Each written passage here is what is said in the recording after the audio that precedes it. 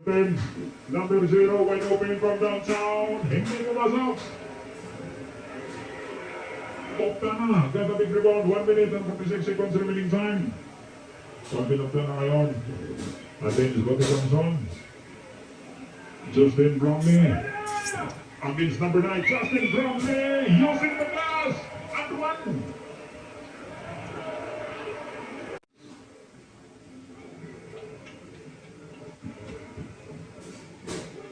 Dahil may bonus doon, si Justin Brownlee, nasa 15-foot line ngayon para sa kanyang bonus throw.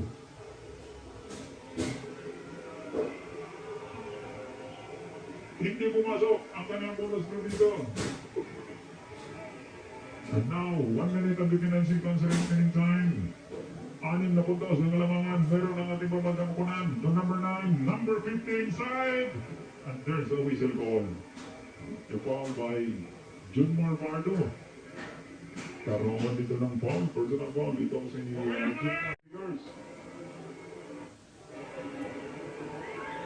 Para sa kanyang bonus throw. Short. Nadala sa sigawan ng mga tao. Hindi pumasok.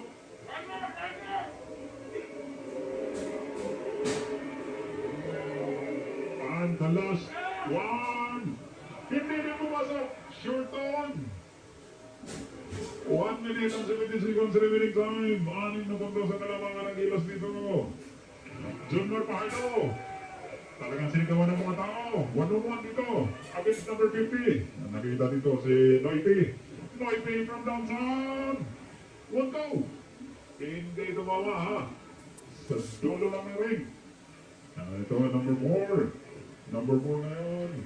Replayable. Layup. 1-2. Pero may nakuhang foul dito. Hindi pumasok yun. And the second one is in. So 81-86. 5 puntos ang kalamangan. Meron dito ang ating pambansang kupunan. Perez ngayon. Tonight. Scotty Thompson.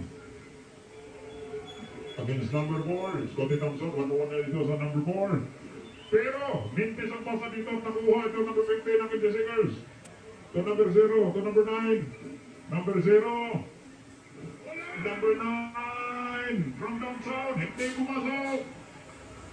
Nakapaswerte na. At dito, 13. 12, 11. At dito ang tatapos mga idol. 81-86. Ha?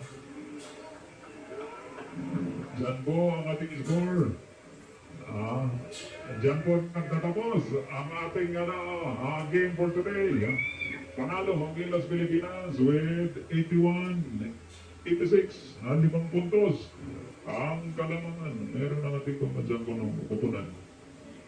Diyan po nagtatapos mga idolo. Naipanalo na. Huwag mo kalimutan mag-like, subscribe sa aking channel.